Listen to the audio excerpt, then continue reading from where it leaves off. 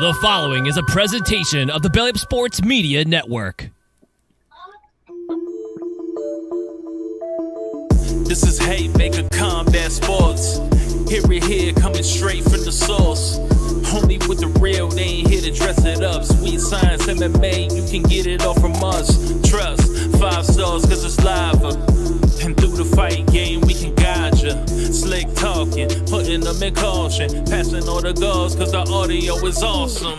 What you waiting for? Spread the word, tell a friend. This the podcast where all of the discussion ends. When they start going strike for strike, this the show that'll tell you what you seen in the fight. And they ain't playing on the mic, this a welcome to the show. Warm it up for the squad, Haymaker of the bros. I'm about wow, you can hear from the pros. It's Haymaker Combat Sports on the road.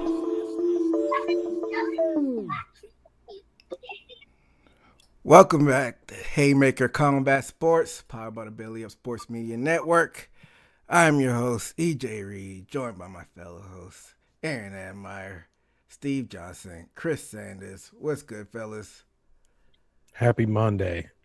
What's good, y'all? Happy Monday. Happy Monday.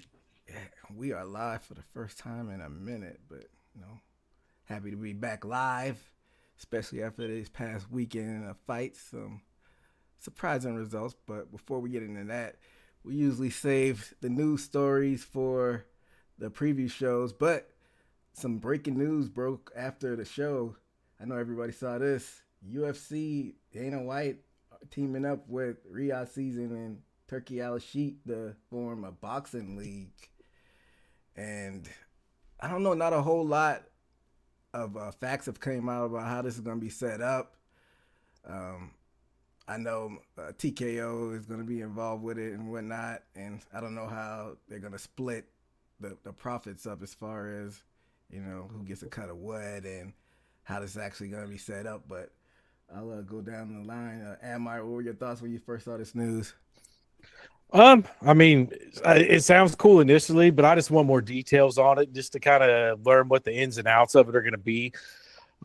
What's going to set it apart? What makes it different? I mean, there's already tons of boxing leagues, but I mean, they're already going to be a step ahead, with Dana White being the leader of it, being the poster boy, the speaker of it. So I guess more to come. I mean, not a lot of info out there yet. Steve? Well, I think this is I don't think it's a make or break situation. If he can see some boxing from another angle as far as a promotion, I think it'll do well. And I think in previous podcasts we even talked about it. How would he organize it? And I think he even said the way boxers are looked at today, undefeated. You lose once, twice, you're down the ladder. And I think Dana said that won't be the factor. The best fighters will fight, and who's hot right then and there will fight, and it won't take away. So the promotion, building up a fighter and then one loss, throw him to the trash, or 2 losses. The way UFC is ran, actually. And I think if he does that, I think he might find success and might even curve a new angle how other promoters, if there's more eyes on it, how boxing may be changed. Chris? I love it. I think it's a great way to open up boxing in a different light. Like we always see, it's all about who got the most wins, who didn't lose. Dana brings in that the best fighters fight, so there's no hiding. I think it's a good opportunity for other boxers that we don't know about. There's so many boxing gyms out there. I've been to so many different gyms across the whole states, the whole US, matter of fact, and just seeing guys that you don't hear about, knowing that this guy's 32-0, you don't even know his name. I think this is an opportunity for those type of fighters to join this league and get their name out there and fight because, like I tried to tell you guys before, someone that's 27-0, but that's not known, he's not going to get a big fight because he's more of a liability to someone that is known. They're not going to take a risk on him because he's pretty good, So this might be the opportunity that these other fighters need to get into a fight like this. And we're going to get the fighters that fight, We're not going to worry about who's holding the belt. We're going to get the fights that need to be made. So hopefully it goes out to be a good league. And it could change up how boxing's seen, right? Maybe we're going to start getting big fights in other league, the pressure beyond other boxers and other promotions to get it right. So we'll see. So on paper, this sounds fine and dandy, but as we know, boxing is almost ran like the mob, and you think guys like Al Heyman and Bob Arum are going to just let Dana White come on in and do whatever he wants and restructure the whole sport? Because, it's a lot of hands in the cookie jar, so to speak, as far as money, and it seems like people wouldn't take that lightly, him, coming in the sport and trying to, monopolize it almost. What do you think about that, Amir? Well, I think if anybody can break into it and get away with it, I think it is Dana White because he was already kind of in the circle. He was kind of the guy that was doing it, but not taking out of their pocket. So now he kind of was already in. They're not going to like it, but there's nothing they can do about it. And I think when they announced this, Dana White already kind of admitted it's going to be a couple years before they start getting the big names. All the big names are already signed under contract with all the other leagues that there are. I mean, there's so many different boxing leagues as it is, and everybody's already tied up. And they're going to have to slowly ease into it because if you think about it, kind of like what the PFL did, the PFL didn't take a bunch of good fighters. They put all their eggs in one basket with Ngannou, and so you got this one great guy in this league of, I'll say, a lot of no names. You can't do that with the boxing. You can't sign one great boxer to their new league and then have a bunch of nobodies. They need to slowly build it up and do it right. And I think that's what Dana White will do. Steve? As far as do you think this will be successful? No, like as far as so you got the sanctioning bodies like the organizations like the WBO, WBA, WBC, IBF, but then you even got the different promotions like Top Rank and Golden Boy and all of that. You think those guys are going to actually let Dana White come into with this league and just let him do what he wants? Those guys aren't going to just keel over to the side and just die because they're still trying to make money. Well, I'm pretty sure they'll gatekeep the fighters they have the most as possible. Well, I agree with Admire. There's only so much you can do. I mean, they can't stop them from building a whole promotion, and so they can only do so much. And like I said, maybe over a year or two, they'll build enough fighters. I would think they would have to take a PFL angle, except just keep on building like Ngannou. I'm pretty sure, Conor McGregor's procrastinating because it's death row in MMA right now with whichever weight class. So if Dana would let him go to his boxing promotion, maybe he would have to do that, and some big names to probably just start it off and just build off 1, 2, 3 fights within those 2 years, and then you might have something because Conor sold a fight to Mayweather at the end of the day. Chris? I think if anybody can do it, it's him. He's already showed us that he can break in and shake up some things. I think with this league that he builds, again, I think it brings the fighters that we don't know. I think he can make superstars. I think it might take a couple of years, but he can turn someone into a superstar that we don't know. And then, the new upcoming Olympians or the new, golden champions, golden glove champions out there, the top fighters in the country, they can all sign. And this top fighters around the world, boxing is so big and so global, just like MMA is. There's fighters everywhere. There's fighters all over. He can make anybody a superstar. So I'm not really worrying about the superstar factor. If you get a guy in there that's knocking people out or just beating people constantly back to back or just giving out good fights, that's what the people want to see. So I don't think his league is really – it's not shy of fighters. We don't have the big names, but the big names all being gatekeep, right? That's what we're always talking about. They're not fighting each other. They're not fighting each other. So I don't think it'll be hard for him to make a superstar out of somebody. Yeah, all y'all make good points, but also, even if he's able to, get all of these fighters from all of these different promoters and, get them into this boxing league, but what about the actual sanctioning bodies? Like I said, it's 4 bodies that are considered world titles: IBF, WBC, WBO, WBA. So those been around. Well, 3 of them been around since since the beginning of boxing, like 30s, 40s, 50s, or whatever. I know IBF, or one of them came around in the 80s, and then it created 4 because it used to be 3, and then it came 4 like 40 years or so ago.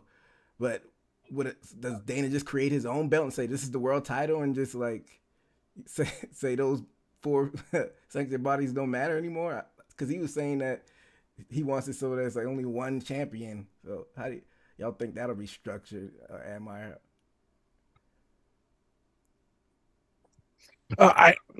don't know, man. It's anybody's guess. It's going to be interesting how they structure it.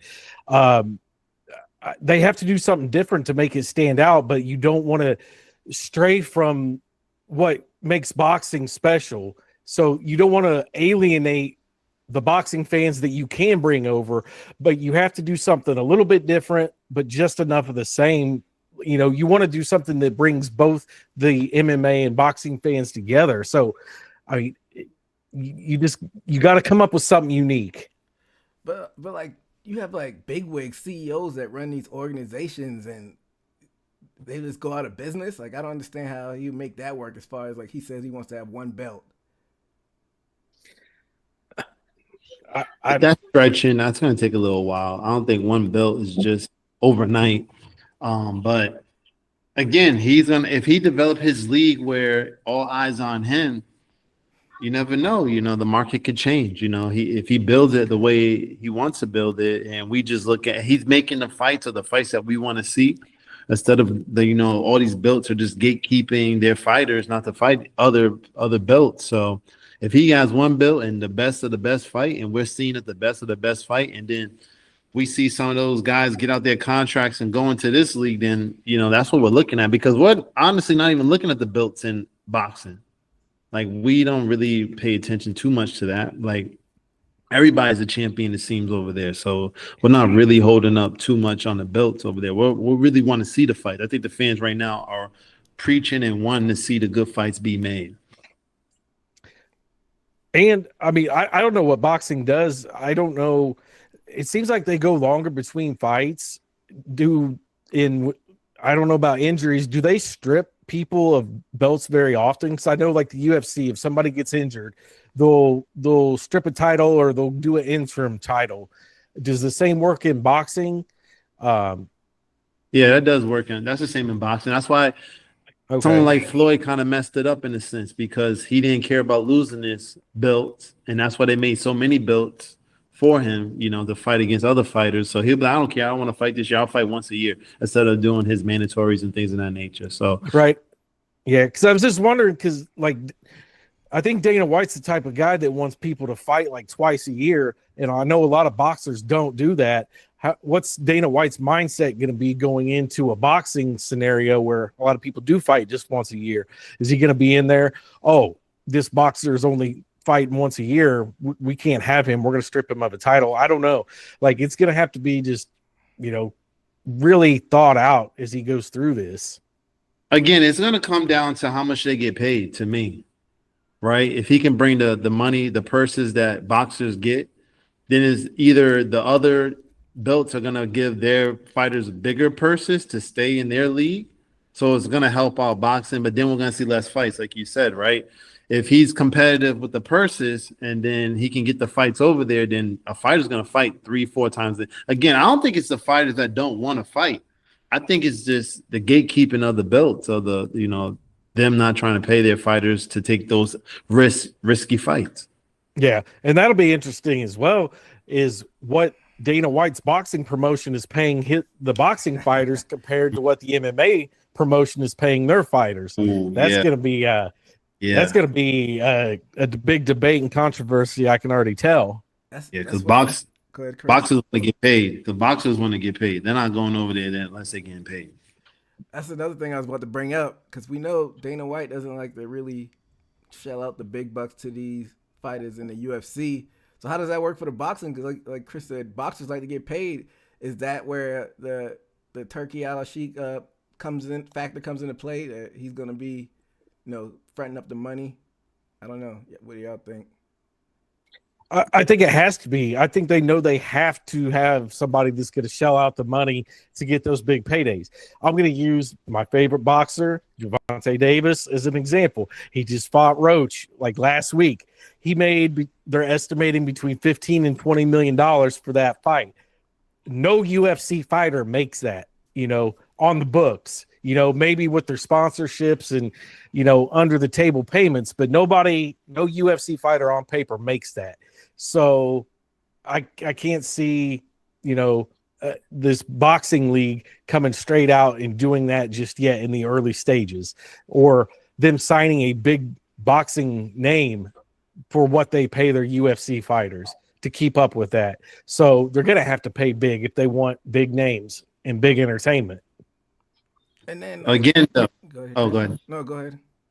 No, but I don't think they have to go that angle, because Tank is, Canelo, there's only like maybe 10 fighters that are getting big checks. The rest of them, they're just happy to get it. They're happy to be there type of checks, So he don't have to go that angle. I think he can develop a league, get some good fighters in there. There's so many good fighters around the world. He knows how to find fighters. We already know that. So he can develop a superstar. But again, I think when that superstar finally gets up to that level where he should be fighting Tank or should be fighting Canelo or those type of fighters, he's going to be wanting those big paydays, and that's where that league's going to have some trouble at. That's the only time I see the leagues having trouble. But to get eyes on it, I think he could find fighters. I don't think that's the problem. I think he'll be able to find them. Yeah, but money is a big factor. Money talks. Yeah, he might not keep.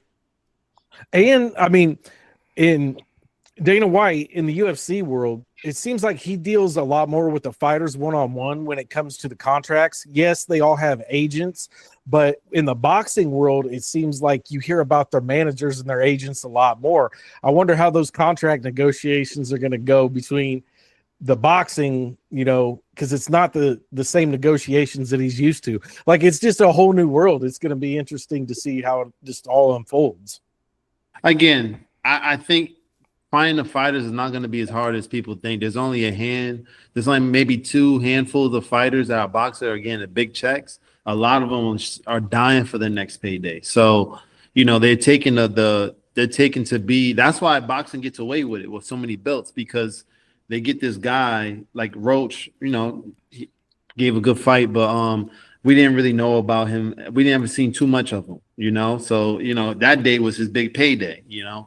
So what I'm trying to say with Dana, he can find a lot of fighters like that. There's so many good fighters out there that are 20-0, 30-0 that we don't even know of, right? And we finally see them when they fight Canelo. We finally see them when they fight Davison. We're like, where these guys been at? So I think there's so many of those guys he could bring to the front and get some money in their pocket. So $100,000, $300,000, $400,000 paydays are good paydays for these fighters. They can get that done. 300,000? Yeah, 300, 400,000 for a boxer. I feel like that's on the low end, isn't it? That's a lot, man. You'd be surprised how many fighters are not making that much money. Yeah, it said Roach Jr., his fight before Davis was like 200,000, and then he only made $2 million for fighting Tank. Yeah. So Well, with his pay-per-view buys, he got 10 million for fighting Tank, but his initial just purse was 2 million, which is pretty low for headlining a pay-per-view against Tank Davis.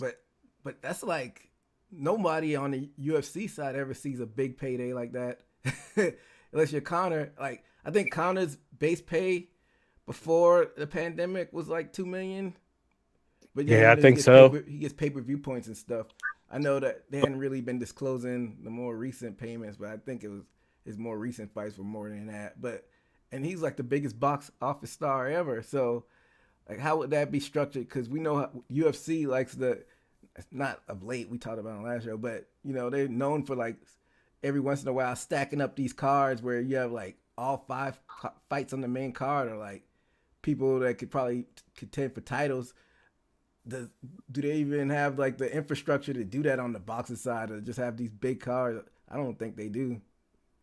That's why I think he could. That's what I'm trying to tell you guys. There's so many fighters that you guys don't know of, but they're just wait. They're not trying to go out there because, again, they could be a liability. They don't want to mess up their record because their day to fight Canelo or the Tank can come, and they make from 100,000 to 2 million in a night. You know what I'm trying to say? So what I'm trying to say is, if he gets a league going and he's paying $300,000-$200,000 to these fighters, they're gonna take it. Because a lot of these guys don't know when the next fight's coming. They don't know when the next big day coming. They might not get that call, and they're 20, they're 30. Like I said, I've been in gyms where these guys are 32 and like 1 loss, and they're just waiting for that call. They're just waiting for that call, and they might never get that call. And I know like 4 guys that never got that call. So that $200,000 fight, they would take in a heartbeat. But off the top of your head, what caliber of fighter you think is going to take that payday? A solid B-level fighter, a solid B-plus fighter. Again, we're not going to talk about the A. Like, what do you consider Roach was before you met him, before you even heard about him? What was he considered to you? Like C-plus before the Tank fight. Exactly. So there's so many fighters like that with good records that you guys don't know of. And I'm sure in the MMA world the same way. They just need an opportunity to get out there in the front. But they're not taking on any fights either because they don't want to mess up their record. And no fighters are going to take them want to fight them as well because they're a liability, because they can pretty much beat you. So they're in that weird limbo. I'm 29 and like 1, but nobody wants to fight me. I've been in gyms like that. I can't get a fight. And all they're doing is staying ready out throughout the year. I think this league can open it up where fighters can fight each other and make some $200,000, $100,000. That's a big payday. And they'll fight 3-4 times out the year for that.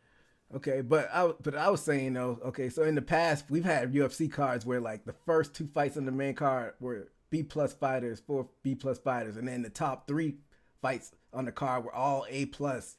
That's what I'm saying. Does boxing, do they have the infrastructure to pull off a card like that? I don't know. Dana, again, is gonna have to develop these fighters to make that type of structure card. I don't think we're gonna box it. Like right now, it's already set in the stone, right? We already have Bud. We already have all those. He's gonna have to bring these fighters that we don't know and make them into superstars, so we can see a fight. Right, and you know what would work? I mean, look at The Ultimate Fighter, the TV show. If he did that with boxing, which ESPN did that years ago with the Contender, but if he did the same thing, you're gonna get national eyes on these boxers, and they're gonna build a name and bring them into it. You're going to get eyes on it that way, and you're going to bring in viewership that way. So, I mean, there's your way to start the league with a base core of a bunch of boxers, and you keep running seasons of that. You keep growing your roster for free like that. These guys that want to get on TV, that want to win a contract, and then bring in vets, bring in guys like Chris is talking about from the gym that, have these good records but can't make it anywhere else, and just bring them in. And I mean, it's easy. I mean, there's your blueprint right there.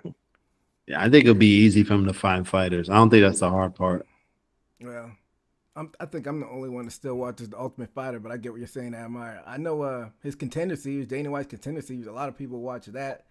The one where they'll have those live fights, and they'll give a fighter a contract at the end of the show, or sometimes they don't even give any, but most of the times they give out contracts. If they would do like something like that for boxing, it's seasonal. Like he does it like I think twice a year maybe, and it lasts for like 6-7 weeks. If he did something like that, that might work on the boxing side. But I guess we have to see how it plays out. Was there like a timetable for when this is going to launch? I didn't. No, I don't think a timetable was released. And, like I said earlier, they already admitted that it's going to take a few years before they start pulling big names over. So it's a build-up process right now. Well, I'm excited to see if it actually changes the game like Dana White says it is. But we'll have to see if it shakes out like that. But back to the MMA side of things. This past weekend, we had a fight card go down in good old Las Vegas, their home base, UFC 313.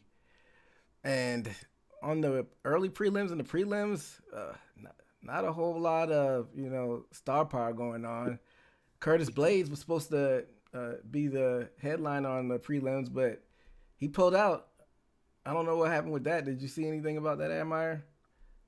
No, and now that you said that, I didn't even notice. I just had the prelims going in the background as I was scrolling. I didn't even notice. Keep going, and I'll let you know what happened. Yeah, so on the early prelim, we had Ozzy Diaz defeating Jordan Ribeiro dos Santos by unanimous decision. Then on the regular prelims, we had in the featherweight division, Myron Santos defeating Francis Marshall by decision. And in the welterweight division, we had Carlos Leo defeating Alex Morono by TKO. In the middleweight division, we had Bruno Ferreira defeating Armin Petruzian by submission. And then to top it off, we had in the flyweight division, Josh Van defeating Rai Susuria by unanimous decision. And did you see anything about? I heard it was an illness. That's all I saw. As far as Curtis Blades goes. Yeah, I'm not seeing anything about it.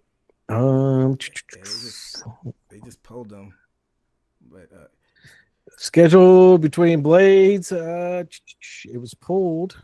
I think it said undisclosed due to illness resulting in the bout being scrapped. So you got a chance. I had it on in the background, but I had it on my multi-view, so I wasn't paying too close attention to the prelims. Where you said you were at, Mike, you had it on too. I just had it in the background. I didn't really pay that close of attention to it. I think there was one bad judging that happened early on in the prelims, and then not a lot of other excitement. I think there was one TKO and one submission, nothing really too memorable. I think it was the Morono fight. They were no, because that was a TKO. Yeah, I know the one you're talking about because they were Joe Rogan and Daniel Cormier were crying about it. I think it might have been the Santos fight. The Santos and Marshall fight, I think it was. Yeah. So maybe I go back and watch that and see if all that crying was warranted. But they gave it to Santos, but Marshall owned that fight, man. Marshall had the better of the exchanges and stuff, and then he had 3 or 4 takedowns. It was weird, but it ended up being a split decision. But I think Francis Marshall won that pretty easily. Yeah, shit happens. That's why they said don't leave it into the hands of the judges. But moving on to this main card, and to kick this one off in the lightweight division, we had Mauricio Rufy defeating King Green. Vicious KO. All three of us, me, Admire, and Steve, had Rufy winning this one. So, yeah. Early on, Rufy stunned Green with an early right hand, and shortly after that, he hit that spinning back kick, and that'll be on all the highlight reels. Probably one of the all-time greats, spinning wheel kick. What were your thoughts on this one? It was awesome. I broke my King Bobby Green curse. Every time I bet on him, he loses. Every time I bet against him, he wins, and I finally broke the curse. I think Rufy's going to be a problem, man. That dude, his striking looks great. He's very big for lightweight. He's got a lot going on. I think he's just going to be a real big problem. That was a nasty knockout. I messaged you right when it happened. It reminded me of the Edson Barbosa, Terry Edom knockout that's on all the highlights. Like you said, this is going to be on a lot of highlights so far, probably knockout of the year contender. Yeah, it was pretty cool while it lasted. Steve?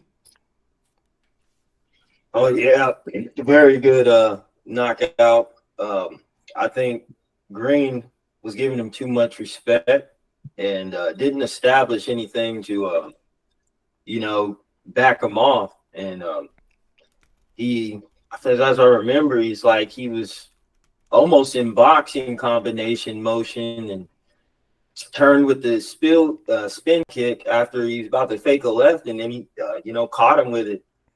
We all know he does that shoulder roll, but that shoulder didn't cover, the top of I think towards the top of the head or the ear, the top of that.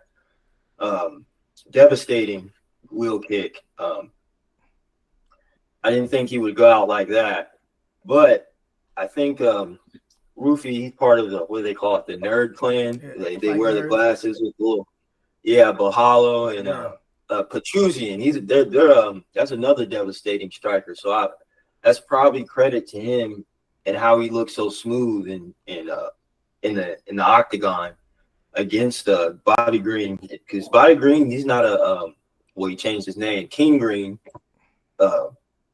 He's not a novice, he's a veteran, and usually in there, no striking game. I didn't think he would get caught like that. So I think we got a special fighter on the rise. Chris? Yeah, I think we do have a special fighter on the rise, man. That guy, he showed up, got him out of there right and early. This is a highlight we're going to be seeing for years. This knockout was devastating. I've seen Green fight before. I was really shocked that he got hit like that. I was like, oh my God, damn, Green, what happened to you? Put him on notice. Rufy's here, so I can't wait to see more fights. I'm very excited. And again, this highlight, we're gonna be seeing this probably the knockout of the year right there. Yeah, it'll probably be shown just like it's a guy from St. Louis that did that kick during the pandemic. Mm-hmm. We just talked about him, not Chaos Williams.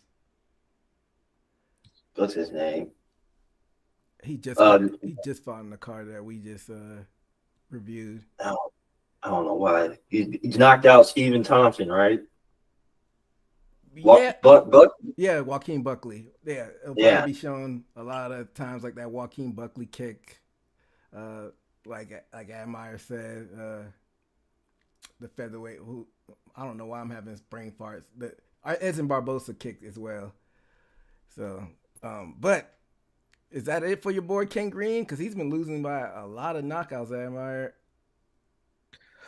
I don't think it's it for him. I mean, he is a vet of the game, man. He's 38. He's getting up there. But, I mean, he doesn't get hit a lot. I mean, he got knocked out there. He got subbed by Patty Pimblett. He did get knocked out by Jalen Turner. But, yeah, I mean, he does have some knockouts when you go down the list. But I don't know. I see him as being one of them guys that just gets up there in age. He's good. He's technical. He's a great defensive fighter, but he's just been getting unlucky. I don't know. I don't think he's ready to hang it up. I say give him one more and see what happens. I think you say that because you're going to see him get fucked up some more. No, man, I really don't. I don't want to see him get fucked up beyond repair and just like really damaged. But I mean, I know I don't like the guy, but I like his style. I like what he does. He's just in there always pushing forward. He's not afraid. He's almost got this, Floyd Mayweather boxing style that's kind of mixed with the Roy Jones Jr. He's always talking to the opponent, telling them, how to correct their stance and shit. I don't know. He's just kind of different, and I like it. Shit, Floyd never got hit like that. So he might want to put some more Floyd into his routine or his fight style. What is he, 39? He's getting up there. He's 38. He's 38. Pushing gatekeeper. Yeah. Oh, he's already a gatekeeper. But then it's almost over. He's just one of those guys, like a Cerrone that they want to put, they'll put on the card for like an action fight, but that type of fighting style takes a lot of damage. And he's got 51 MMA. That's a lot. 51 MMA fights. That's a lot of fights. So, like Amar said, I'm sure Dana White's gonna keep him on the roster and not get rid of him. And if he did, he'd probably go right to this new GFL league. But I guess we'll see what is to come with King Green. But moving on to the next fight. In the women's strawweight division, we had Amanda Lemos defeating Yasmin Lucindo by unanimous decision. Amar had Lemos, me and Steve had Lucindo. So, Lemos controlled the majority of his fight in the grappling department. Lucinda showed a little bit of life in the third round when she got the takedown. I think she should have went for broke to try to get the submission or maybe even some ground and pound, but I mean, she didn't really do nothing with that takedown she got in that third round, and not that eventful of a fight, but Lemos got the job done. What were your thoughts on this one, Admire? Yeah, on this one, I mean, Lucindo, I just feel like if she would have kept a little bit of distance, she was doing all right. But every time they got in close and tied up, Lemos just kind of swung her around, kept her against the cage, and then took her down and controlled it. I never felt like Lucindo was completely out of the fight. I felt like at any time she could have maybe turned it around, and she started to turn around a little bit in the third round, but never really completely just went for broke and just went for that big moment. So, you know, it is what it is. It wasn't the best fight, but, you know, I picked Lemos and you guys didn't, so that's cool. Steve? Yeah, it's not fresh on my mind, but I think they even mentioned, I think after the card that there were 0 strikes or something like that. I don't know if it's between the first 2 rounds or all the fight, but it seemed like Lucindo didn't have any strikes, or if not significant, I can't remember what they said, but it's a very low, if not any, strike count against Lemos, if I'm not mistaken. Yeah, Lucindo did not have any significant strikes in round 1 or 2. Yeah, that's what it was. I think she just got neutralized. Like you said, got against the cage. Just couldn't do nothing to get ahead of Lemos. I think Lemos did her job, and she just couldn't put her will against Lemos. To me, I think she may have just had a bad night. Chris? Nando really didn't show me much. She came alive in the third, I guess, a little bit, but Amanda was right there, just pretty much being a little bit more aggressive for me. Through the fight, I was going for the old lady, so I was happy that she won. So I was like, let the old lady get some in there, showing the little young lady what to do. But, Lucindo really didn't show me much. I mean, I thought she could have did a little bit better. I don't know. To me, it looked like she had a little bit, I don't know, scared or a little bit respectful, I guess, to Amanda, but I don't know. Yeah. Wasn't it? Yeah. So after that, both of them will probably get regulated back to the prelims, because I don't think people pay to see that type of fight. But there's mixed martial arts. You never know what you're gonna get. But moving on to this next fight. In the lightweight division, we had Ignacio Bahamondes defeating Jalen Turner by submission triangle choke. And Amar, Steve, and I had Turner in this one. But both guys were throwing heat in the beginning. Turner got it to the ground and controlled it for a bit, but Bahamondes threw up the triangle, and that was all she wrote. What were your thoughts on this one, Amar? Yeah, this is that fight we were talking about in the pre-show, that the unranked guy was actually the favorite. So we were like, what's going on in this fight? But he looked good. Turner didn't look bad, but Ignacio looked real good. I mean, he came in with a couple head strikes, a couple leg strikes. That's really all the action that was there, and got that submission in. Not a lot to it. It was cool. Steve? From what I think Ignacio, he must be a very experienced grappler, because to me, when Turner, I think he even noticed it quick and tried to somewhat pull out, but he couldn't pull out of danger. When he knew he was there, he clamped on to him pretty good and got the submission pretty quick as far as solidified him, held him there. I think that's where Turner messed up. He went to the ground with him. He should have kept it on the feet. And for starting to see, I hate to see it, Turner going downhill because he gave us, a few good fights. If I can remember, Dan Hooker fight. I think he's been taking losses lately, and if hopefully he can turn around. If not, he's going to be 15 or if not even ranked anymore.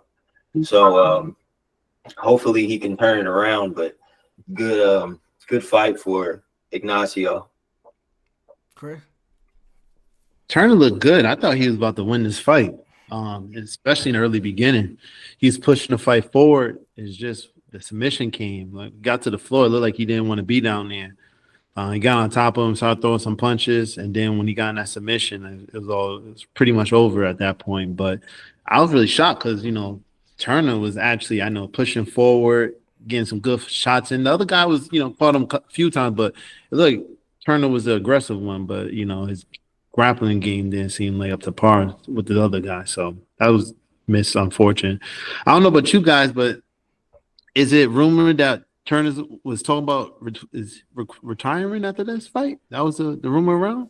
Yeah, they I heard said something about some gloves or something. Yeah, they said he's putting his gloves down or teasing it. I don't know if he went through with it because I never did a follow up, but on the broadcast, that's what they were saying. They were alluding to, and he hadn't turned 30 yet. He's turning 30 in May, so I don't know. I was looking at that. He was pretty young. I was like, wow, pretty early trying to give this up. Hey, it's a rough sport. He's been in UFC since 2018. He's in the Contender Series, and this is 4 losses out of his last 5 fights. Yeah, I guess I see it. 6 losses in the UFC total, so yeah. I don't know. Right. Did you see anything about that, Admire? Yeah, just he said something about mental health and losing 4 out of his last 5, and he was already thinking about retiring before his last fight, so it was already on his mind. You think that's a knee-jerk reaction, or?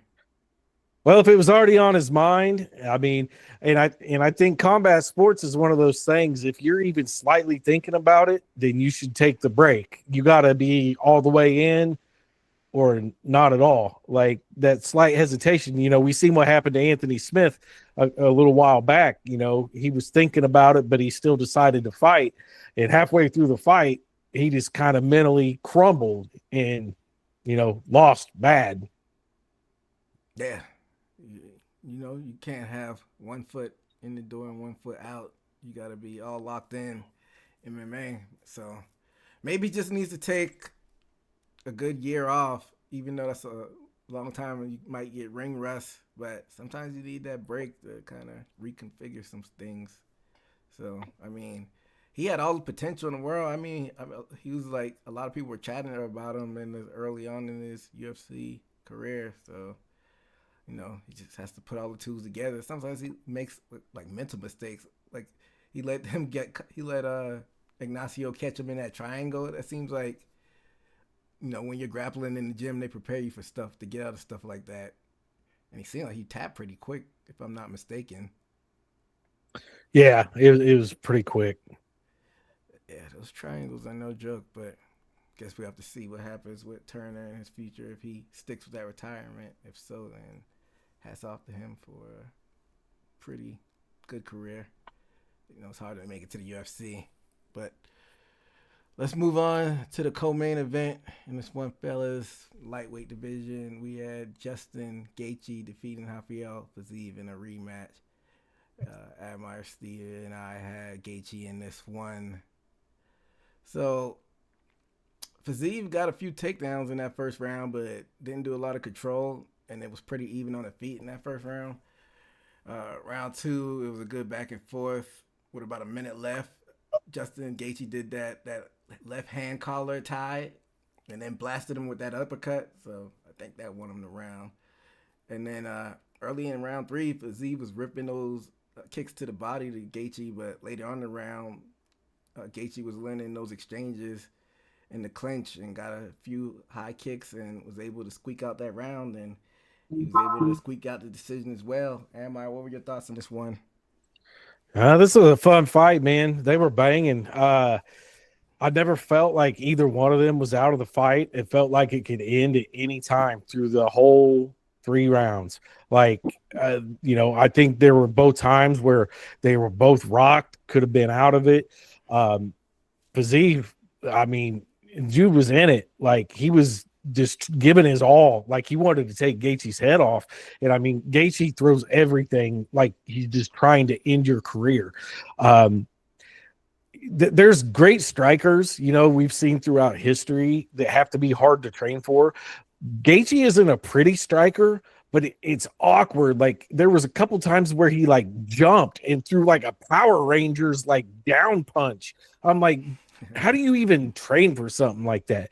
But some of them uppercuts he was throwing were kind of awkward. They weren't like a traditional uppercut. They were going farther around where they were almost coming from the other side. Like, it was just crazy. So, I mean, it was a good fight. That was the second time they fought. Gaethje has won both of them.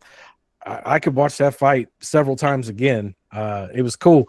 And they asked Gaethje, what's next? And he kind of alluded to he would like a title shot, of course. He doesn't want to fight Dustin Poirier again. They're 1-1. So I'm not really sure what's going to happen to him, but he puts on great fights. Always entertaining. Back to that in a second. What are your thoughts on this one, Steve? It was a very good fight. You kind of wonder if Fiziev had a full camp, what it would be. Mm-hmm. He showed a lot of growth since the first fight. I think he's the first one who's actually successfully, of course, he got hit with it a few times as far as kicks, but successfully countered his lower kicks, as far as leg kicks. For Gaethje had to think, about throwing those. He would catch him and get him, to the ground.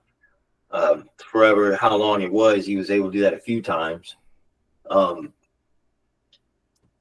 Like you said, I think he even sustained I can't remember because I looked away, but from what I remember, it looked like a part of his skin off his toe was off. In the middle of round 1 or 2. They were showing it. I don't know if y'all saw that. I saw that, but I think I chose to ignore it because I don't like seeing nasty stuff like that. Yeah, I looked away. I was like, it looked pretty bad, but for him to fight through that, blasting those kicks when he needed to, he got caught. But I think Fiziev did a good job, but Gaethje was able to pull through like we were guessing because he didn't have a full camp. But other than that, it was an amazing fight, and I don't know if that earned any rewards. Yeah, fight of the night. So yeah, that was, and I would have to agree with that. Chris? Fight of the night, man. Those guys put on a show right there. This was a straight street fight. They were going after each other. They're throwing blows, grabbing them, slamming each other. It was just action-packed. My girl was into it. I was into it. The place I was at was into this fight. It was just an amazing fight. I believe Gaethje, there's rumors around that, I saw something like a day or two after that his hand might have been broken or he might have injured his hand during the fight. But they were going at it at each other. This was a good fight. I loved it. So, you was saying earlier that the Poirier fight is probably not going to happen, and Gaethje might be trying to vouch for a title fight. I don't know, man. He's got his opportunities. The only thing that may be saving him is he hadn't fought Makhachev yet. So you think they might move him into, what was he, ranked number 3 going into the, excuse me. Was he ranked number 3? Yeah, he's ranked number 3, and he ain't going to move up off that because Fiziev was ranked number 11. But, I mean, eventually Makhachev, he's fought a lot of the top people. You're going to have to get new blood in there anyway. And Justin Gaethje's going to make it exciting for a little bit. At least, the fight starts standing up. He's going to throw some wild shit in the beginning to try to get hit Makachev. I just don't know, what happens from there. But I'd like to see it, give him his shot, whatever.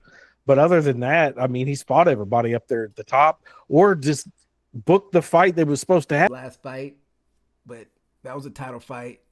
He also fought Oliveira. Gaethje fought Oliveira for the vacant lightweight title. Then for him to just get a third title fight, but he just might be at the right place at the right time. Like you said, if they don't rebook that Hooker fight. So I'm interested to see what happens with that. And like Steve was saying earlier, Fiziev took that on short notice. So how could you put him up higher in the rankings, Admire, after that? Right. Yeah. So I don't know. I think what makes the most sense is run the Hooker fight.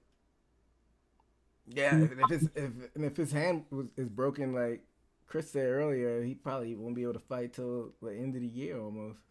So Right. time is of the essence for him.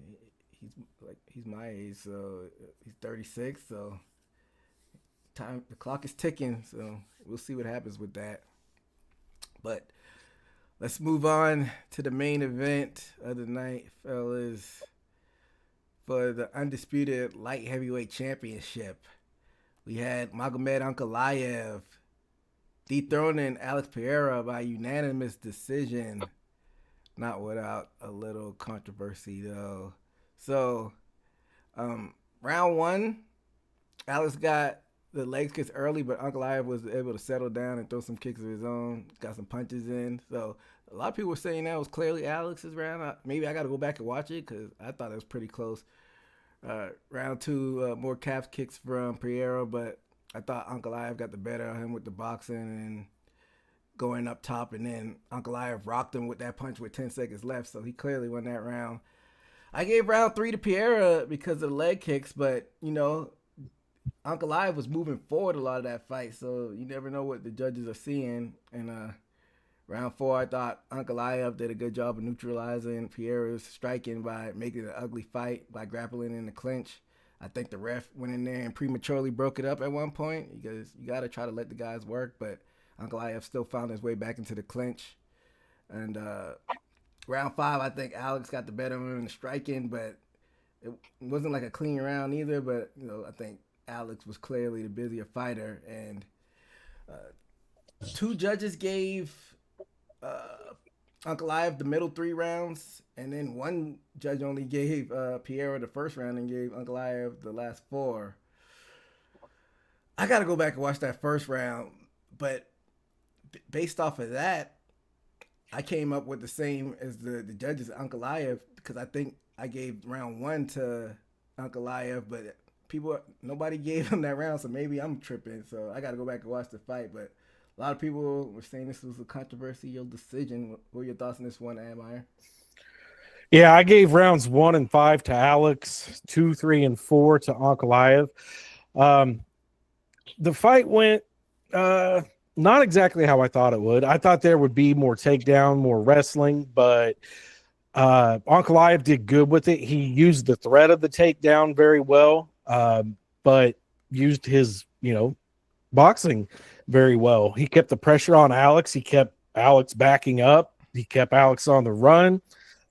He did a great job. And I think it's very important to point out that they kept this during Ramadan.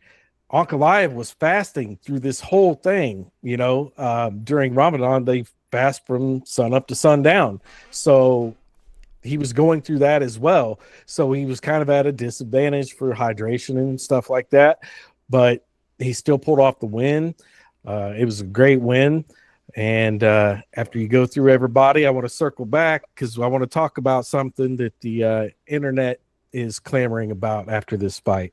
Well, you did choose Ankalaev to win this fight. Me and Steve had Pereira, so I don't know. You just had it feeling in your bones because every time I thought Pereira might slip up, he's been able to win until he got to the Ankalaev fight. But I did say Ankalaev had the best chance of dethroning him just because of the grappling, but he didn't do much. He grappled, but he didn't get to wrestle him because Pereira defended the takedown. So I don't know if you saw something pre-fight that we didn't know. That's why you went off in the limb and chose Ankalaev, Amar.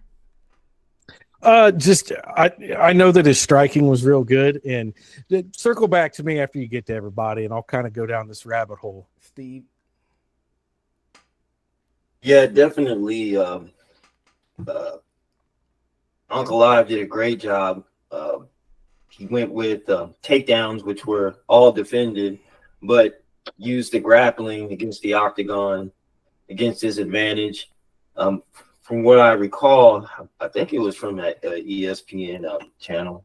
They posted Pierre may have zero octagon control, and I could say that because he was on the back, running back, looking for the counter most, and Uncle Live was, pushing forward and countering himself when struck upon. I think Uncle Live job at establishing, which most fighters can't, a good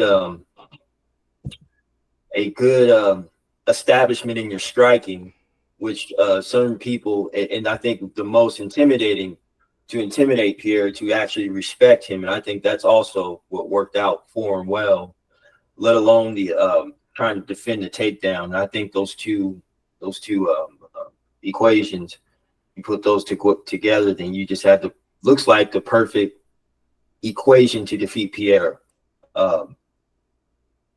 I think Uncle Live did a good job. I don't see too much controversy because, like Haymaker said, we saw him on the back foot most of the fight and against the cage. So those are my thoughts on it. Chris? The last fight we talked about was a street fight. This was a bar fight. It was real close, like when it was coming at each other. But Pierre, to me, was just off his back foot. It wasn't aggressive enough. So I wasn't mad at the decision. I felt like he should have came just be a little bit aggressive here and there, but he didn't pick his right spots to me. Kept fighting off his back foot, which was fine, but it just seemed like he was more trying to get distance away than bring the fight to the fight. So that's why I wasn't mad at the decision. So circling back to you, Haymaker, you had a conspiracy theory or? No, it not really conspiracy. Well, it could be a conspiracy, but this is a lot of something that came up on the TikTok and the internet. I kind of agree with it, but I want to see if you guys agree with it. And it kind of has something to do with why I made my decision to go with Uncle Live. So the theory is Alex Pereira has fought 7 times in less than 2 years. So we have seen a lot of him, and he's won all those fights except for this one. So we've seen him win a lot. He's fought Jerry twice. He's knocked out Jamal Hill, TKO on Roundtree. He's, beat Jan Blachowicz, and he got knocked out by Izzy. So we've seen a lot of Alex lately. But if you think about it, how many of those are great strikers? We haven't really seen Alex against a great striker. Jerry's kind of an awkward striker, but he's not a great striker. Jamal Hill's a decent striker, but he's not a great striker. Izzy, I will say, yes, Izzy is a great striker. Alex doesn't fight that great when you're putting the pressure on him. When you're coming at him, it seems like he doesn't fight that good. So he's beat all these people. If you look at the Roundtree fight, Khalil Roundtree did better than most fighters against him when he was pushing forward. We all said, wow, man, look what Roundtree did those first couple rounds. But then he started getting touched up, and that's when he started backing up, and that's when he lost the fight. So a lot of people are saying Alex kind of had the easy route to the championship and has kind of had it easy. He hasn't had anybody that's a real great striker to kind of counteract his striking, and that's what Ankalaev did. Ankalaev is a great boxer and keeps that pressure on. What do you think? What do y'all guys think? 100%. That's what I said. He kept backing up, and like we say, I think Pierre has so much devastating power established and popping, and I don't think Pierre, because Izzy, he has of course he knocked out power. Izzy had to work for it, or really catch him off guard. Uncle Live, I think, is a little bit bigger build, can pop harder, like you say. He knows how to box, And I think that was the factor that Pierre won that in the octagon, that you had to worry about certain things like your lead left and which I think Uncle Live maybe got hit and took and avoided that through the fight very well. So exactly what it is. We don't usually and stalking and getting closer like he did Jamal Hill. You know what he did to Jamal Hill and then stepped on his foot before he threw that left.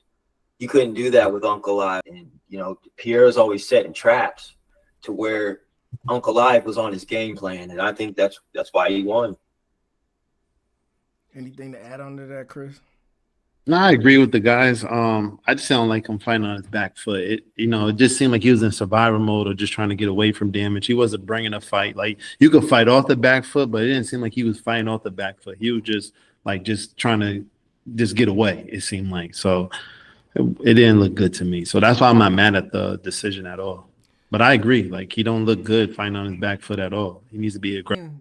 You may have a point, because looking back at it, with like elite strikers, he's faced some like unconventional strikers as far as like Roundtree. Roundtree's got a lot of power, but he was like ranked number 8 or 9 or 10 when he fought Pierre. He was like a last minute stand-in. I can't remember who he replaced. May have been Uncle Live was supposed to fight that fight, but Hill, you know, he's got some striking, but you don't think of him as like an elite striker. And same with Prohashka, even though he does some crazy angles and crazy kicks.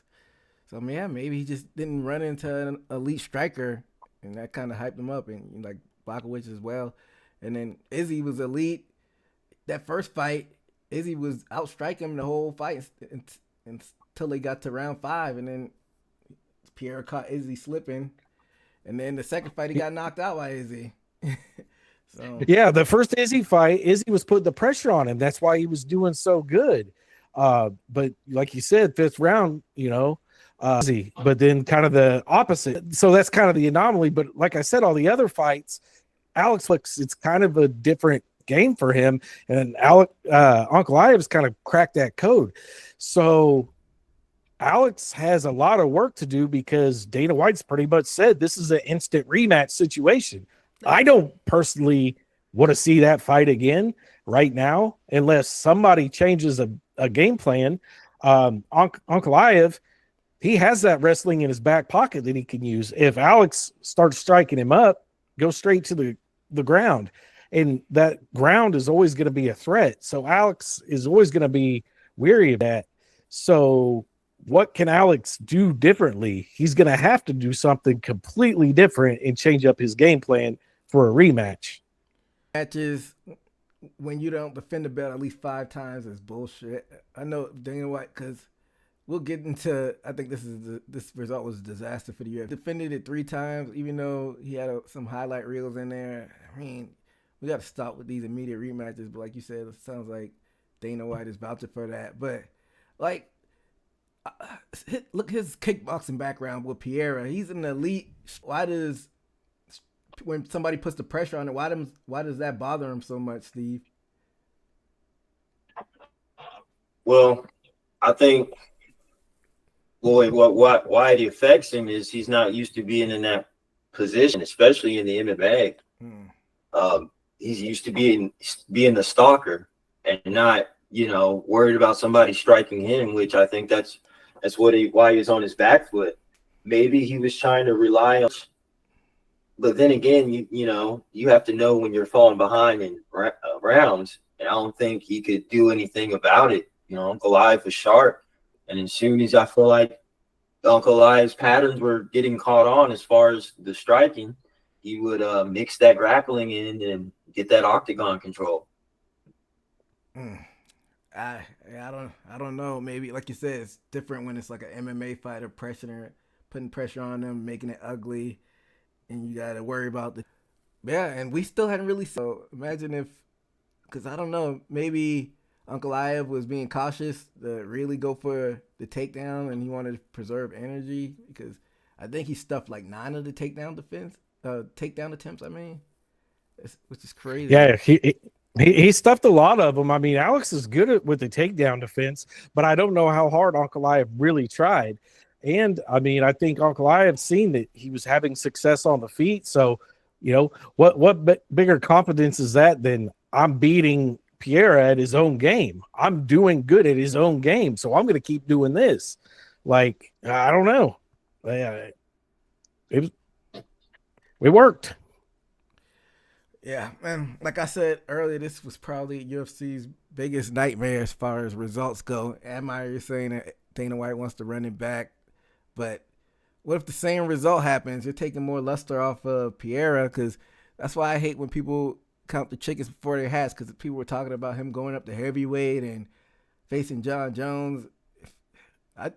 If Ankalaev didn't get the takedown, but damn sure John Jones would get a takedown on him.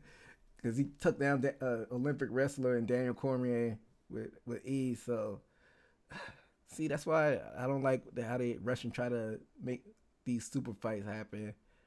And I think John Jones was kind of clamoring, because before the fight, I was watching one of those UFC pre-shows, and they were talking about it might be John Jones instead of Tom Aspinall, which I think is absurd. They're saying Jones and Pierre instead of Aspinall and Jones. I think that's absurd. You can't skip Aspinall at this point, but that's dead in the water now. So I don't know. I don't know what they do with Pierre if they don't run their immediate rematch. I don't know if you had anything in mind. I mean, I know they're going to do the immediate rematch, but I mean, there's a cool fight down there at middleweight still. We know Alex could make middleweight. Go down and fight DDP. That's a cool fight. They've been talking about fighting each other. DDP. Huh. Yeah. People were saying how much of a big light heavyweight he is, but he was able to make middleweight back in the day. But I don't think DDP has anything on the books. But, I mean, that's kind of unfair. He could just keep floating between these weight classes and get title shots, because talk about him going up to heavyweight and getting a title shot. Isn't that like a cheat code almost? Yeah, 2 years. The UFC kind of owes him. I mean, that's what happens when you're a company, man. Yeah. But then, like I mean, said, but what else do you do if he wants to stay at light heavyweight? He's already 4, 5. Think that he's the type that's going to want to run it back with Jerry the last 2 years. Yeah, he might be stuck between a rock and a hard place. It'd be perfect if there was a cruiserweight division at 225, but we know UFC doesn't have that division. So, yeah, his best bet might be going back down to middleweight. But and I know the UFC's butthurt. They ain't even updated their champions in the rankings. they usually do that like right away too. Yeah, they were mad at those results, but it is what it is. That's what the sport is, and we were talking about it earlier. Sometimes they don't know how to market Ankalaev is. I mean, the translator, and he's not making highlight reels with Pierre. That's how Pierre was able to kind of get over that hump, just because he was such a violent fighter. So, I don't know. You see UFC being able to market Ankalaev, Admire? I mean, it's hard, man. It's really hard when you got to have that interpreter and that language barrier. It's really hard, but the UFC is going to have to figure out something to start promoting those guys, because you got Makachev up there. Now you've got, Ankalaev up there. You got, Chimaev that's probably going to be up there someday soon.